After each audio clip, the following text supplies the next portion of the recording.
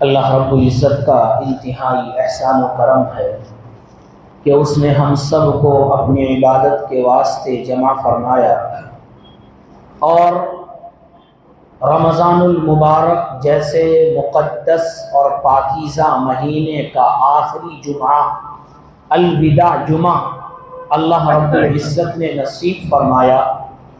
اللہ سے دعا ہے کہ ہمارا یہاں پر جمع ہونا اور یہاں پر بیٹھنا اللہ قبول فرمائے، جو کہا جائے سنا جائے، اللہ ہم سب کو اس کو اپنی زندگی میں لانے کی توفیق عطا فرمائے۔ الوداع جمعہ آخری جمعہ رمضان کے تعلق سے الوداع جمعہ ہمیں یہ پیغام بھی دیتا ہے کہ جس طرح آج کے جمعے کے بعد یہ جمعہ الوداع ہو جائے گا، یعنی رمضان کے جمعے ختم ہو جائیں گے، جس طرح جمعہ الوداع ہو رہا ہے انسان کی زندگی بھی اس طرح ہی الوداع ہونے والی ہے۔ یہ الوداع جمعہ آخری جمعہ ہمیں پیغام دے رہا ہے کہ یہ تو جمعہ آخری ہے، ایک دن وہ بھی ہونے والا ہے کہ ہماری زندگی کا بھی آخری دن ہونے والا ہے۔ الوداع جمعہ ہمیں یہ پیغام دے رہا ہے کہ جو بچے ہوئے ایام رمضان المبارک کے ہیں اس میں اپنی عبادت کے اندر اضافہ کر لو، نہ جانے الوداع آج تو ہمیں نصیب ہو گیا، نہ جانے اگلے رمضان میں کسی کو نصیب ہو یا نہ ہو۔ یہ الوداع جمعہ خالی نام کے لیے نہیں ہے، یہ الوداع جمعہ خالی صرف کپڑے پہننے کے لیے نہیں ہے، بلکہ یہ ہمیں پیغام اور سبق دیتا ہے، ہمیں اپنی موت کی طرف رغبت کراتا ہے کہ جس طرح یہ جمعہ چلا جائے گا ہماری زندگی چلی جائے گی، جس طرح جمعہ الوداع ہے ہماری زندگی بھی الوداع ہو جائے گی، جس طرح یہ جمعہ آخری ہے ہماری زندگی بھی آخری ہو جائے گی۔ یہ ہمیں پکار کر کہہ رہا ہے، یہ ہمیں پیغام دے رہا ہے کہ اے لوگوں اعمال کی طرف رغبت کرو، اللہ کو راضی کرنے کی طرف رغبت کرو، اس لیے کہ تمہارا وقت بھی آنے والا ہے، تمہاری زندگی کی ختم ہونے والی ہے، رمضان جیسے ختم ہوگا نہ معلوم کس کو اگلا رمضان نصیب ہو یا نہ ہو، اس لیے جتنے ایام بچے ہوئے ہیں اس میں اپنی فکر کر لو، اپنے اللہ کو راضی کر لو۔ اللہ رب العزت نے ہمیں یہ الوداع جمعہ عطا فرمایا اور آخری عشرہ چل رہا ہے جس کے بارے میں رسول اکرم صلی اللہ علیہ وسلم نے ارشاد فرمایا کہ آخری عشرہ جہنم سے چھٹکارے کے لیے ہے، جہنم سے حفاظت کے لیے ہیں، جہنم سے پناہ کے لیے ہیں، یعنی اس آخری عشرے میں اللہ رب العزت انسانوں کو جہنم سے دور فرما دیتے ہیں۔ اس آخری عشرے میں اللہ رب العزت مومنوں کو اور مسلمانوں کو جہنم سے چھٹکارا عطا فرماتے ہیں۔ اس آخری عشرے میں اللہ رب العزت مسلمانوں کو اور مومنوں کو جہنم سے بہت دور کر دیتے ہیں۔ وہ جہنم کہ جس کے بارے میں قرآن مقدس میں اور احادیث میں ذکر کیا گیا کہ وہ جہنم جس کی 70,000 لگام سے وہ دہکائی جاتی ہے، وہ آگ جو 70,000 لگام سے دہکائی جاتی ہے، وہ آگ جس کو 70,000 فرشتے لے کر آتے ہیں، اس آگ سے اللہ نے ہمیں وعدہ کیا ہے کہ اس آگ سے ہمیں اس آخری عشرے میں مسلمانوں کو اور مومنوں کو بچانا ہے، اس جہنم کی آگ سے بچانا ہے جس کے بارے میں رسول اللہ صلی اللہ علیہ وسلم نے فرمایا کہ وہ جہنم کی آگ دنیا کی آگ کا مقابلہ نہیں ہے، دنیا کی آگ تو اس کا ایک حصہ ہے، بقیہ 69 حصے زیادہ یعنی 70 حصے کم و بیش زیادہ جہنم کی آگ ہے۔ صحابہ نے عرض کیا یا رسول اللہ یہ تو دنیا کی آگ ہی جلانے کے لیے کافی ہے، یہ تو دنیا کی آگ ہی انسان برداشت نہیں کر سکتا، یہ تو دنیا کی آگ کو دیکھ کر ہی انسان گھبرا جاتا ہے، اس کے پاس اگر بیٹھتا ہے اس کی آنچ بھی برداشت نہیں کر سکتا۔ یا رسول اللہ وہ جہنم کی آگ 70 گنا زیادہ ہوگی، انسان کیسے اس کو برداشت کرے گا؟ وہ جہنم کی آگ جو 70 گنا زیادہ ہوگی کہ 500 میل سے زیادہ ہی اس کی تپش اور اس کی آگ آنی شروع ہو جائے گی، انسان کیسے برداشت کرے گا؟ صحابہ نے عرض کیا، اللہ کے رسول صلی اللہ علیہ وسلم نے فرمایا، اے لوگو، جہنم کی آگ کا یہ ایک حصہ دنیا کے اندر ہے، اس سے 70 گنا زیادہ جہنم کی آگ ہے۔ اگر تمہیں اس سے بچنا ہے تو تمہیں اللہ کو راضی کرنا ہے، تمہیں اس سے بچنا ہے، تمہیں اپنے اللہ کو راضی کرنے والے اعمال کرنے ہیں۔ اس جہنم کی آگ سے بچانے کے لیے اللہ رب العزت نے ہمیں آخری اشرا دیا، جس کے بارے میں قرآن مقدس میں اللہ رب العزت فرماتے ہیں کہ وہ جہنم کی آگ جب مجرموں کو اس میں ڈالا جائے گا، جب نافرمانوں کو اس میں ڈالا جائے گا، ان کو پیاس لگے گی، وہ پیاس کی بھوک میں تڑپے گے اور پانی پانی کہے گے کہ ہمیں پانی پلاؤ، پانی پلاؤ۔ ان کو پیپ کا پانی پلایا جائے گا، وہ اتنا گرم ہوگا کہ اس کو چھوڑے تو بھوک لگتی ہے، اس کو پیے تو بھوک میں اور زیادہ اور پیاس میں اور زیادہ اضافہ ہوتا ہے۔ وہ اتنا گرم ہوگا، اتنا گرم ہوگا کہ جب اس کو وہ جہنمی لوگ پیے گے ان کے ہونٹ جل جائے گے۔ اللہ رب العزت نے فرمایا کہ اس کو پینے کی وجہ سے ان کی اتڑیاں ختم ہو جائے گی۔ وہ جہنم کی آگ سے بچانے کا وعدہ میرے اور آپ کے اللہ نے اس عشرے میں کر دیا۔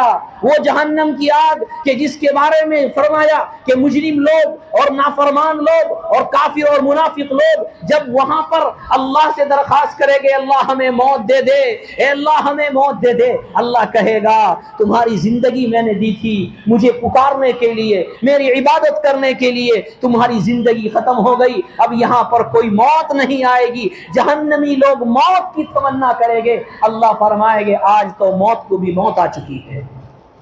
اس جہنم کی آگ سے میرے اللہ نے آپ کو اور مجھے بچانے کا وعدہ فرمایا کہ جس کے بارے میں ذکر کیا گیا کہ جہنمی لوگوں کو زقوم کا درخت کھانے کے لیے دیا جائے گا، وہ اتنا کڑوا ہوگا کہ اگر اس کا ایک پتا، ایک بوند دنیا کے اندر ڈال دیا جائے، دنیا اس کی بدبو سے، اس کی کڑواہٹ سے مر جائے۔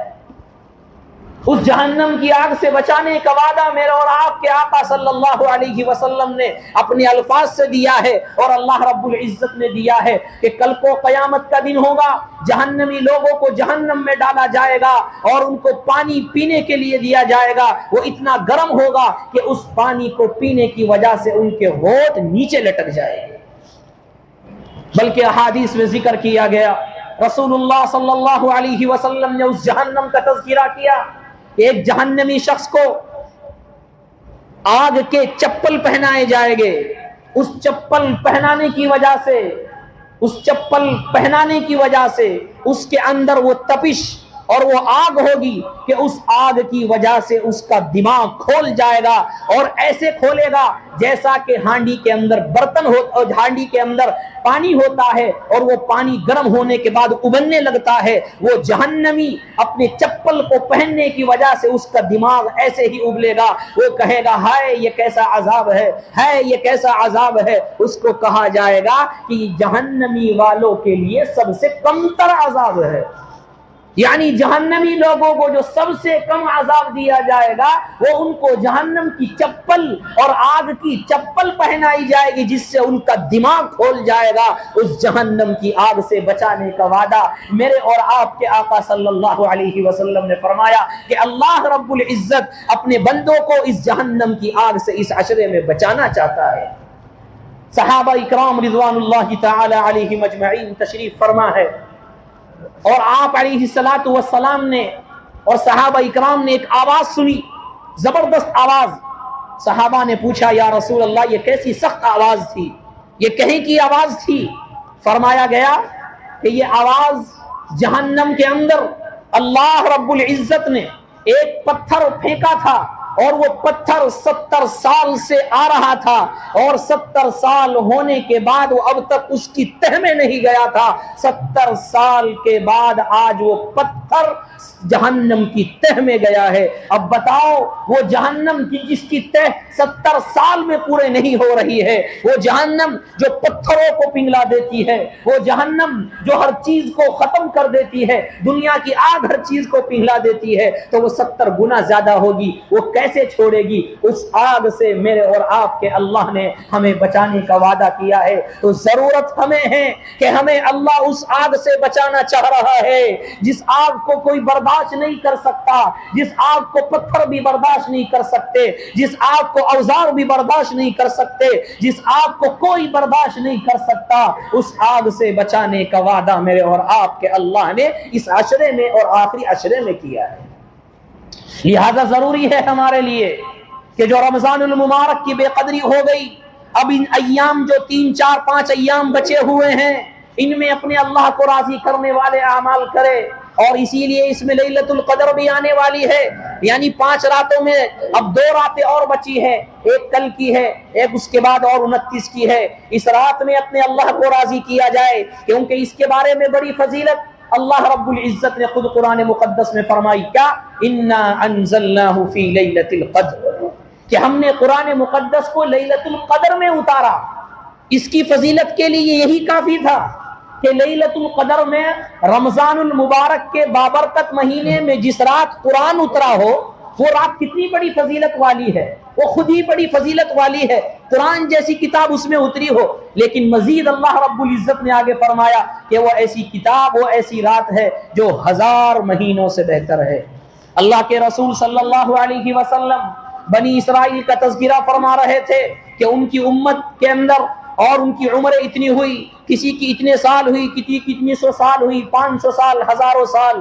میرے اور آپ کے آقا صلی اللہ علیہ وسلم کو رنج ہوا، میری امت کی عمریں تو کم ہیں، لہٰذا ان کی عبادت بڑھ جائے گی اور میری امت کی عبادت کم رہ جائے گی، کیونکہ ان کی عمریں زیادہ ہیں، میری امت کی عمریں کم ہیں۔ اللہ رب العزت نے اس حسرت کو پورا کرنے کے لیے، اس خواہش کو پورا کرنے کے لیے، اس تمنا کو پورا کرنے کے لیے اور امت محمدیہ کو گفٹ دینے کے لیے اور میرے اور آپ کے آقا صلی اللہ علیہ وسلم کی دل کی تسلی کے لیے اللہ رب العزت نے یہ راتیں عطا فرمائی اور یہ پیغام دے دیا کہ جو اس رات میں عبادت کر لے گا گویا کہ وہ 1000 مہینوں کے مقابل عبادت کرنے کے برابر ہو جائے۔ یعنی اب کوئی افسوس کرنے کی ضرورت نہیں ہے کہ ان کی عمریں اتنی ہوئی، ان کی عبادت بڑھ گئی۔ اللہ نے یہ رات ایسی دے دی، یہ راتیں ایسی دے دی کہ اس میں اگر ہم عبادت کریں گے، اللہ کو یاد کریں گے، ذکر و اذکار کریں گے، تلاوت قرآن کریں گے، دعائیں مانگیں گے، اپنے اللہ کو راضی کریں گے، نمازیں پڑھیں گے، ایک رات کا ثواب اللہ رب العزت 1000 مہینوں کی عبادت سے بھی زیادہ دینے والا ہے۔ لہذا ناقدرے ہم ہیں، اللہ تو رحمت کے بہانے ڈھونڈ رہا ہے کہ میرے بندے عبادت کرنے میں لگ جائے تاکہ میں ان کو زیادہ سے زیادہ میں ان کو جو ہے عبادت کرنے کی وجہ سے زیادہ ثواب عطا کر دوں۔ جو انسان اس کے اندر عبادت کرتا ہے، میرے اور آپ کے آقا صلی اللہ علیہ وسلم نے فرمایا من قام لیلۃ القدر ایمانا و احتساب غفر له ما تقدم من ذنبه، کہ جو اس رات میں اللہ کے لیے ایمان کی حالت میں اللہ کے لیے کھڑا ہوتا ہے، یعنی نمازیں پڑھتا ہے، ذکر و اذکار کرتا ہے، ثواب کی نیت رکھتا ہے، اللہ کے رسول صلی اللہ علیہ وسلم نے فرمایا غفر له ما تقدم من ذنبه، اس کے پچھلے تمام کے تمام گناہ معاف کر دیے جاتے ہیں۔ بلکہ مزید یہ فرمایا میرے اور آپ کے آقا صلی اللہ علیہ وسلم نے کہ جو اس رات میں اللہ رب العزت کی عبادت کرتا ہے، اللہ کے جو فرشتے ہیں وہ بھی اس کے لیے رحمت کی دعائیں کرتے ہیں۔ کون فرشتے؟ وہ فرشتے کہ جب انسان کو پیدا کرنے کے لیے اللہ نے ارادہ کیا تھا، انہی نے کہا تھا کہ اے اللہ تو کون سی مخلوق پیدا کرنے والا ہے؟ تو ایسی مخلوق پیدا کرے گا جو خون بہائے گی، جو قتل کرے گی، جو دنیا کے اندر فساد مچائے گی، وہ فرشتے اس دن اعتراض کرنے والے تھے، انسانوں کی پیدائش پر سوال اٹھانے والے تھے، اور اللہ کے سامنے یہ کہہ رہے تھے، اے اللہ ہم تیری تسبیح کے لیے کافی ہے، ہم تیری تعریف کے لیے کافی ہے، ہم تجھے یاد کرنے کے لیے کافی ہے، انسان کو پیدا کرنے کی ضرورت نہیں ہے، ہم تیری تعریف کرتے ہیں، تیری تحمید کرتے ہیں، تیری عبادت کرتے ہیں، تیری حمد و ثنا کرتے ہیں۔ وہی فرشتے جو آج سے پہلے حضرت آدم سے پہلے سوال کر رہے تھے، وہی فرشتے جو اعتراض کر رہے تھے، آج اللہ نے وہ دن امت محمدیہ کو دکھلایا اور انسانوں کے لیے خوشخبری ہوئی کہ وہی فرشتے اعتراض اور سوال کرنے والے آج انسانوں کے لیے دعائیں کرنے پر مجبور ہیں۔ اللہ نے ان کی ڈیوٹی لگا دی کہ جو اس رات کے اندر عبادت کرے گا، ساری دنیا مل کر دعا کر رہی ہے وہ الگ مسئلہ ہے، لیکن فرشتے جس کے حق میں دعا کرے وہ کتنا بڑا خوش نصیب ہے، کتنا بڑا خوش نصیب ہے جس کے حق میں فرشتے دعائیں کرے۔ لہذا ضروری ہے ہم لیلۃ القدر جو آگے بچی ہے، دو کل کو آنے والی ہیں، اس میں اپنے اللہ کو راضی کرے، عبادت کرے۔ میرے اور آپ کے آقا صلی اللہ علیہ وسلم نے حدیث میں فرمایا، جو اس رات سے محروم ہو گیا ساری خیر سے محروم ہو گیا، یعنی جو اس رات میں عبادت سے محروم، ساری اچھائی سے محروم، جو اس رات میں تراویح سے محروم، ساری اچھائی سے محروم، جو اس رات میں نماز سے محروم، ساری اچھائی سے محروم، اور جو اس رات میں اپنے اللہ کو نہ منا سکے وہ بڑا بد نصیب ہے۔ جو اپنے اللہ کو اس رات میں راضی نہ کر سکے ان راتوں میں وہ بڑا بد نصیب ہے۔ لہذا ضرورت ہے ہمیں، اللہ کو ضرورت نہیں ہے، ہمیں ضرورت ہے۔ ہم چند چیزوں کے لیے راتوں کو جاگ لیتے ہیں، چند چیزوں کے لیے پیسہ کمانے کے لیے راتوں کی ڈیوٹی کر لیتے ہیں، اپنے بچوں کے پیٹ پالنے کے لیے راتوں کی ڈیوٹی کر لیتے ہیں، راتوں کو جاگ لیتے ہیں، موبائل کو چلاتے چلاتے ہمارے لیے تہجد کا ٹائم ہو جاتا ہے۔ کیا ہمیں اللہ کو راضی کرنے کے لیے رات گزارنے کا وقت نہیں ہے؟ کیا ہمیں اللہ کو خوش کرنے کے لیے رات کو جاگنے کا وقت نہیں ہے؟ ہمارا جاگنا ہوٹلوں پہ ہو جاتا ہے، ہمارا جاگنا شادیوں میں ہو جاتا ہے، ہمارا جاگنا کھیل کود میں ہو جاتا ہے، ہمارا جاگنا موبائل میں ہو جاتا ہے۔ کیا جہنم سے چھٹکارے کے لیے ہمارا جاگنا نہیں ہو سکتا؟ کہ اللہ کو راضی کرنے کے لیے ہمارا جاگنا نہیں ہو سکتا؟ کہ اللہ کو خوش کرنے کے لیے ہمارا جاگنا نہیں ہو سکتا؟ لہذا ضرورت ہے ہمیں کہ ہمیں اس رات میں اللہ کو راضی کرے، ضرورت ہے ہمیں اللہ کو خوش کرے۔ اس رات میں اگر جہنم سے چھٹکارا مل گیا تو دنیا بھی ہماری کامیاب ہے اور آخرت بھی ہماری کامیاب ہے۔ اللہ کی طرف سے یہ انعام ہے، اللہ کی طرف سے یہ گفٹ مل رہا ہے۔ بلکہ اللہ کے رسول صلی اللہ علیہ وسلم کی مشہور حدیث ہے کہ آپ علیہ الصلاۃ والسلام کو لیلۃ القدر کی تعیین بتا دی گئی۔ آپ باہر جانے لگے بتانے کے لیے کہ لیلۃ القدر کون سی میں آتی ہے، 21 میں، 23 میں، 25 میں، 27 یا 29 میں۔ لیکن جب دیکھا کہ دو آدمی جھگڑا کر رہے ہیں تو آپ کو لیلۃ القدر کی تعیین کو بھلا دیا گیا۔ اللہ کے رسول صلی اللہ علیہ وسلم نے خود فرمایا کہ لیلۃ القدر کی تعیین مجھے بتا دی گئی تھی، لیکن دو آدمیوں کے لڑائی کی وجہ سے، جھگڑے کی وجہ سے، فساد کی وجہ سے لیلۃ القدر کی تعیین اٹھا لی گئی ہے۔ اب یہ اٹھائی کیوں گئی؟ اللہ رب العزت ہی بہتر جانتا ہے۔ بہت سے علماء نے لکھا ہے اس کے اندر حکمت ہو سکتی ہے اللہ رب العزت کی، کہ جب متعین نہیں کیا جائے گا تو ہر انسان چاہے گا کہ 5 راتوں کو جاگے، کہ نہ جانے کون سی میں لیلۃ القدر آ جائے، اس لیے اٹھائی تاکہ انسان ایک رات پر منحصر نہ ہو جائے۔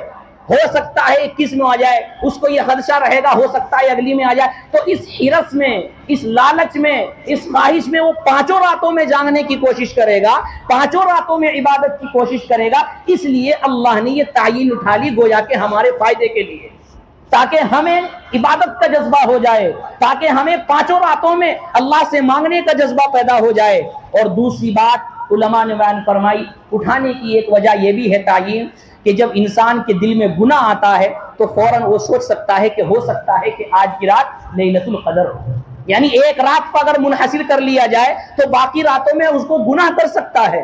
باقی راتوں میں گناہ کرنے کا مادہ اس کے اندر ہو سکتا ہے، لیکن جب تعین نہیں ہوگی، 5 راتیں اس کے لیے ہوگی، تو سوچے گا ہو سکتا ہے آج کی رات لیلۃ القدر کی ہو، اس لیے وہ کیا کرے گا؟ گناہ کو چھوڑ دے گا۔ معلوم یہ ہوا کہ اللہ کا کوئی کام بغیر حکمت اور مصلحت کے نہیں ہے، ساری حکمت، ساری مصلحت اللہ رب العزت کی انسانوں کے فائدے کے لیے، لہذا ضرورت ہے ہمیں کہ ہمیں اپنے اللہ کو راضی کیا جائے، اللہ کو خوش کیا جائے اور اللہ کو راضی کرنے والے اعمال کیے جائے۔ دوسری بات آج کے تعلق سے، کیونکہ عید الفطر کا موقع آنے والا ہے اور اس سے پہلے ہمارے لیے ایک احکام ہے جس کو ہماری صدقۃ الفطر کہا جاتا ہے، صدقہ فطر بھی کہتے ہیں، صدقۃ الفطر بھی کہتے ہیں، فطرہ بھی کہا جاتا ہے، فطرانہ بھی کہا جاتا ہے، یعنی 4-5 نام اس کے ہیں۔ صدقۃ الفطر کے تعلق سے اللہ کے رسول صلی اللہ علیہ وسلم نے ایک حدیث میں ارشاد فرمایا، زکوٰۃ الفطری، کہ یہ جو صدقہ فطر ہے طہرۃ للصائم، یہ روزے دار کو پاک کرنے کے لیے ہے۔ کیا مطلب؟ مطلب یہ ہے انسان روزے رکھتا ہے اور اس نے رمضان میں روزے رکھے تو رمضان میں کچھ نہ کچھ لغزشیں ہو جاتی ہے، بد نظری ہو گئی، غیبت ہو گئی، چغلی ہو گئی، بد اخلاقی ہو گئی، یعنی وہ اعمال ہو گئے جو روزے میں ہونے نہیں چاہیے تھے، جو روزے کے ثواب کو کم کرنے والے ہیں۔ غیبت، چغلی اور جو ہے دل کے اندر حسد یا بد اخلاقی یا بد زبانی، بہت سارے ایسے اعمال ہیں جو روزے کے ثواب کو کم کرنے والے ہیں۔ اللہ کے رسول صلی اللہ علیہ وسلم نے فرمایا کہ یہ صدقہ فطر جو واجب کیا گیا، یہ روزے دار کے روزے کو پاک کرنے کے لیے، تاکہ روزے دار کے لیے روزے میں جو کوتاہی ہوئی ہے، لغزشیں ہوئی ہے، خطائیں ہوئی ہیں، بد نظری ہوئی ہے، چغلی ہوئی ہے، غیبت ہوئی ہے، بد اخلاقی ہوئی ہے، بد نظری ہوئی ہے، ان تمام جو ثواب کم ہوا ہے اس ثواب کا خاتمہ ہو جائے، اس کی تلافی ہو جائے۔ لہذا روزے دار کے لیے روزے کے اندر جو کمی رہ گئی، اس کمی کو پورا کرنے کے لیے اللہ کے رسول صلی اللہ علیہ وسلم نے فرمایا یہ صدقہ فطر کو واجب کیا گیا ہے۔ ٹھیک۔ دوسری وجہ یہ ہے کہ صدقہ فطر میں جہاں روزے کی کمی کو پورا کرنا ہے بنیادی طور پر، اسی طرح جو غریب ہیں، مسکین ہیں، فقیر ہیں، تاکہ ان کو بھی عید کے اندر خوشی مل جائے۔ جب ان کو ہم عید سے پہلے صدقہ فطر ادا کر دیں گے تو ان کو بھی عید کے اندر اچھا کھانے کو مل جائے گا، اچھا پینے کو مل جائے گا اور اچھا پہننے کو مل جائے گا، تو مسکین اور فقیر کی عید اچھی ہو جائے، اس لیے بھی صدقہ فطر کو واجب کیا گیا ہے۔ بلکہ علامہ طحطاوی رحمہ اللہ نے کتاب کے اندر لکھا ہے کہ صدقہ فطر سے 3 چیزیں حاصل ہوتی ہے۔ نمبر 1، قبول الصوم، روزہ قبول ہوتا ہے، صدقہ فطر سے روزہ قبول ہوتا ہے۔ دوسری چیز انہوں نے لکھی ہے کہ صدقہ فطر سے انسان آخری جو موت کا وقت اس کے پاس ہوتا ہے، یعنی سکرات الموت جو ہوتا ہے، موت کے وقت اس کی تنگی پریشانی کو ختم کر دیا جاتا ہے۔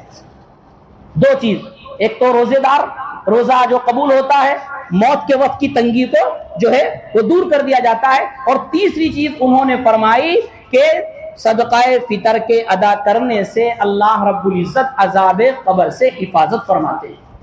تو صدقہ فطر کے بہت ساری بنیادی چیزیں ہیں۔ سب سے پہلی تو وہی کہ روزے کے اندر جو کمی ہوئی اس کو دور کیا جائے، باقی اور بھی ہے، غریبوں کا، مسکینوں کا خیال ہے اور روزے کا قبول ہونا ہے، یہ تمام چیزیں ہمارے لیے صدقہ فطر کے لیے ضروری ہے۔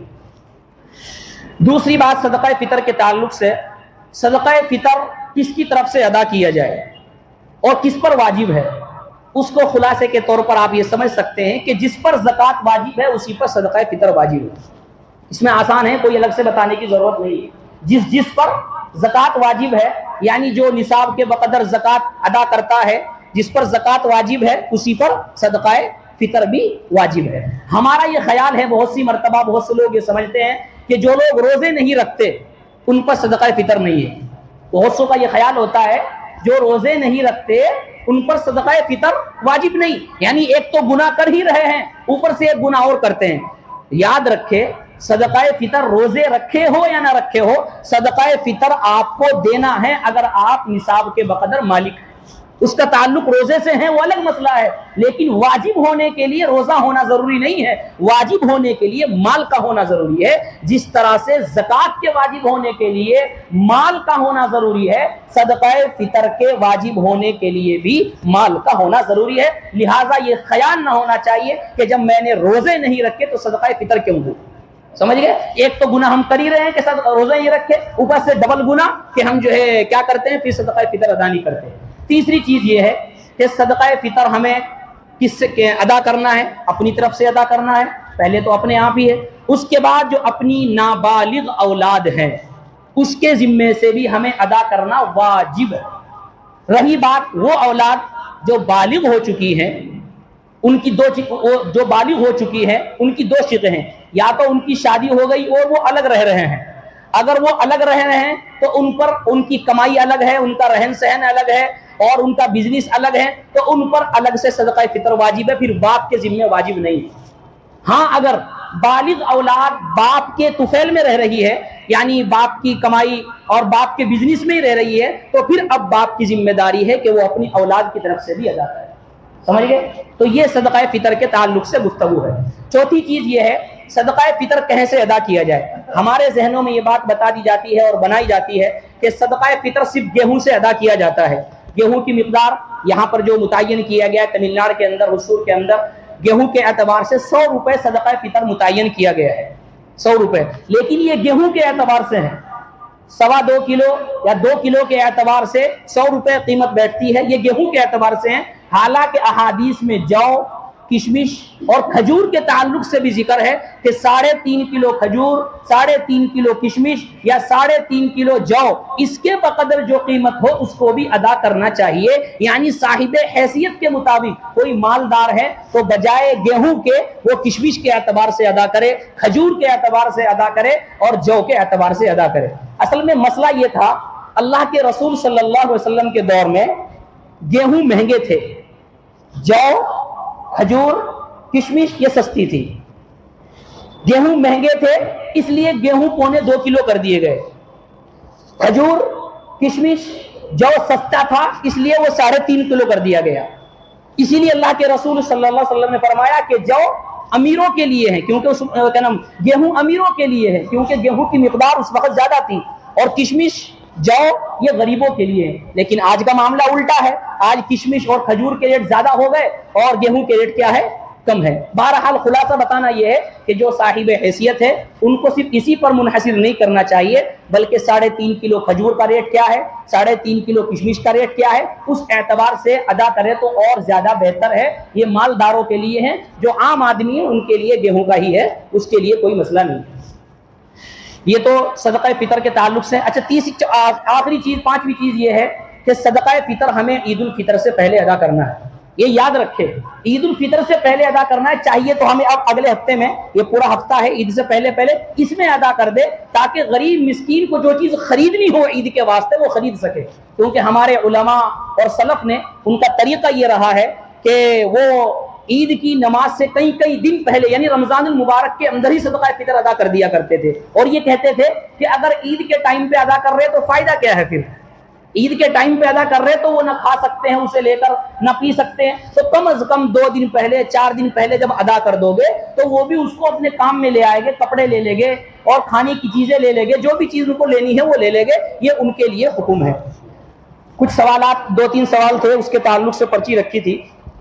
ایک صاحب نے پوچھا تھا کہ فطرہ میں ایک آدمی باہر رہتا ہے، مثلا سعودی رہتا ہے، اب وہ فطرہ ادا کرنا چاہتا ہے یہاں، مثلا چنائی میں سمجھ لو، اب وہاں کا ریٹ تو الگ ہے گیہوں کا، کشمش کا، جو بھی وہاں کا ریٹ الگ ہوگا، اب یہاں کا ریٹ الگ ہوگا، تو اب مسئلہ کیا ہے، اس کو وہاں کے اعتبار سے ادا کرنا ہے، وہاں کے ریٹ کے اعتبار سے، یا یہاں جہاں ادا کر رہا ہے یہاں کے اعتبار سے ادا کرنا ہے؟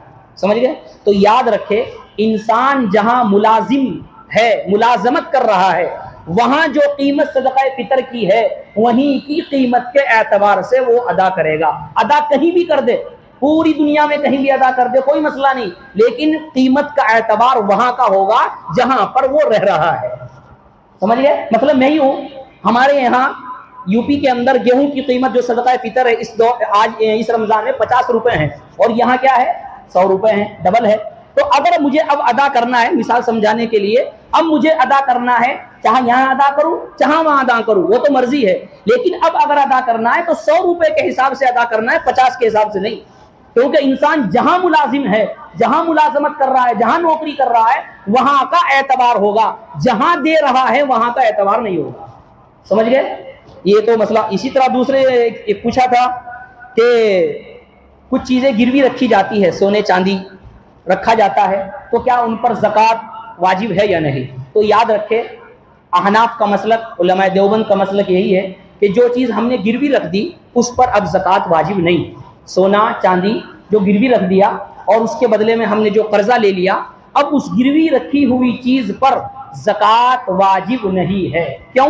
اس کے لیے آپ یہ سمجھے کہ زکوٰۃ کے واجب ہونے کے لیے ضروری ہے کہ وہ مال اپنی ملکیت میں ہو، اپنے قبضے میں ہو.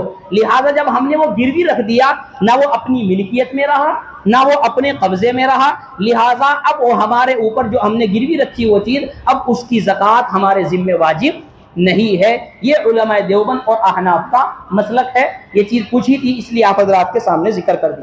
تیسری چیز پوچھا تھا، ابھی اعتکاف کا چل رہا ہے. اعتکاف ایک تو سنت موقدہ ہے، جو ہمارے امیر صاحب بیٹھے ہوئے ہیں وہ تو ادا ہو گیا. اب بہت سے حضرات پوچھ رہے ہیں کہ جی 3 دن کا بھی اعتکاف ہم کر سکتے ہیں یا 1 دن کا اعتکاف کر سکتے ہیں؟ تو اس کے لیے یہ 3 دن کا اعتکاف ہو، 1 دن کا اعتکاف ہو، یہ نفلی اعتکاف ہے. لہٰذا اگر کوئی 1 دن کرنا چاہتا ہے سبحان اللہ، 3 دن کرنا چاہتا ہے وہ بھی کر لے، 5 دن کرنا چاہتا ہے تو کر لے، کوئی مسئلہ نہیں. کیونکہ جو سنت ہے وہ تو 10 دن ہے، وہ تو ہو گیا. اب نفلی ہے، اگر کوئی 1 دن کا بھی ادا کرنا چاہتا ہے اس کو بھی ثواب ملے گا، کیونکہ اللہ کے رسول نے فرمایا جو 1 دن کا بھی اعتکاف کر لیتا ہے 3 خندق جہنم سے دور کر دیا جاتا ہے. تو اگر کوئی 3 دن یعنی کل سے بیٹھنا چاہتا ہے اعتکاف میں 3 دن کے لیے تو بیٹھے. اللہ کی یہاں بہت بڑا عمل ہے، بڑا پسندیدہ عمل ہے. اس میں یہ نہ سوچے کہ 3 دن کا ہے، نہیں، اگر 1 دن کا بھی بیٹھنا چاہتا ہے وہ بھی بیٹھ سکتا ہے، اس میں کوئی مسئلہ کوئی چیز نہیں ہے. اسی طرح عورت کے بارے میں پوچھا گیا تھا کہ عورت گھر میں طواف اور اعتکاف کر سکتی ہے نہیں؟ تو عورت بھی گھر کے اندر رہ کر اگر نفلی اعتکاف کرنا چاہے یا سنت اعتکاف، سنت کا تو ٹائم چلا گیا، کرنا چاہے 3 دن کا، تو وہ بھی گھر میں ایک جگہ متعین کر لے، یعنی ایک روم متعین کر لے مثلا، یا ایک جگہ متعین کر لے جہاں پر بستر ڈال لے، وہاں پر اس جگہ کو نیت کر لے اعتکاف کی، لہٰذا وہاں سے اعتکاف ادا ہو جائے گا. وہیں پر کھانا پینا رہے اس کا، اور وہیں پر سونا رہے، وہیں پر عبادت رہے. تو عورت گھر میں رہ کر ایک جگہ متعین کر لے، وہاں سے اس کا اعتکاف ادا ہو جائے گا.